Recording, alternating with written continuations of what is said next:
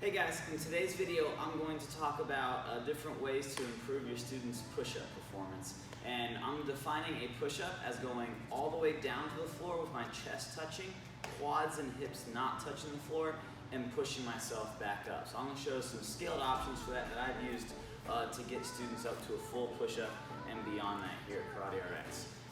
We're going to start with a wall push-up. So for a few students who have a very, very hard time with their upper body strength, I'll have them put their hands on a wall and bend their elbows at their side so their nose or their forehead touches the wall.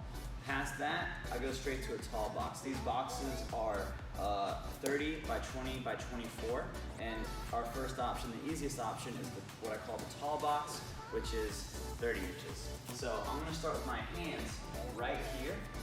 I want my hands, I tell them to put their thumb on the outside right here because if they're doing a workout, their hands might get sweaty.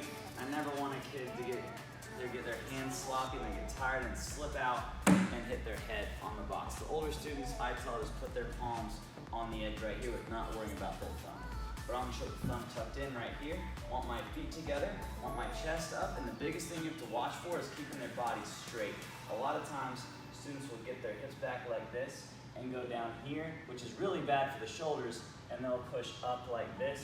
And when they do that, they can also go down, put their hips in, and kind of use that momentum to get them back up, which isn't going to increase their push-up strength because this is not how you do a push-up. So the big thing is keeping their hips in, just like this, going down, making sure their chest touches.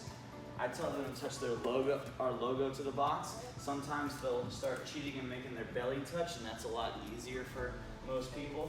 So I want to make sure their feet are far enough away so when they go down, their body's making a straight line, and then they push back up.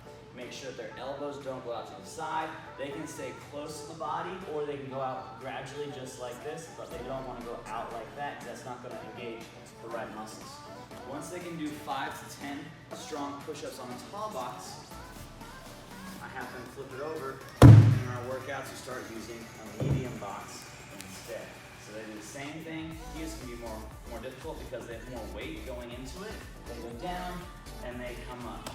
And once they can do 5 to 10 of those, we go down to a small box here and do the same thing. Just gradually make it more difficult to do. It'll take time to get there, and they keep track of that as well as they're doing their workouts if they're older. If not, you got to track it yourself. Once they can do small box push-ups confidently, we go on to a parallel bar, which is about half the height of a small box. And this gets more difficult because they can't put as much weight going forward because this will actually flip over. So if they've gotten a habit of where they go straight, if they put a lot of pressure going in, like they keep their hips up in the air, this is going to start to move on them and possibly could flip over. Another thing you can do here is you have to go to their knees and go down and come back up just like this. And if you want to spend some money on equipment, we also have something called a Rit Fit bar that weighs anywhere. I think they sell them as light as 10, maybe 5 pounds, all the way up to 25 pounds. And we can use those with kick shields to make their push-ups stronger too. I'll show you guys that next. All right, so over here we have our bench press station. So I use Century kick shields and then the Rit Fits like I was talking about earlier. I'll provide a link down below for both of these if you want to purchase them. So I already have kick shields because I teach karate, obviously. And then I just bought these about a month or two ago to make our push-ups a little better and give us something new to do instead of just doing push-ups all the time. So I'm gonna grab the 25 pound, there's also a 15 pound. This works a little better than I'm about to show with younger kids because they don't weigh as much as me, and this won't deflate as much as it's about to. So I'm gonna grab this Rit Fit here, and how I tell them to do this is I tell them to put their back up to it right here to get their weight set up and just sit it on their lap. And then I tell them I want their back on the kick shield and their head on the kick shield, and from here, they're just gonna set it up and you wanna have their chest touch the bar. I can't do that because like I said earlier, my arms are a little longer and this is deflating a lot, but I wanna go all the way down. I'm gonna push all the way back up and then back down again.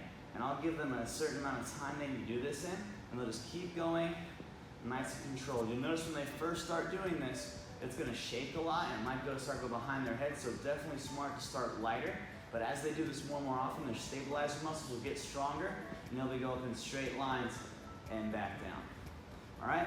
Those are the 2 ways that I want to talk about improving our push-ups. If you guys like this video or you want to see more of the things that I do to make students better at push-ups, especially younger students, please give me a subscription, leave me a comment, like this video, tell me what you want to see, and I'll make a video for you. Thanks for watching. Bye.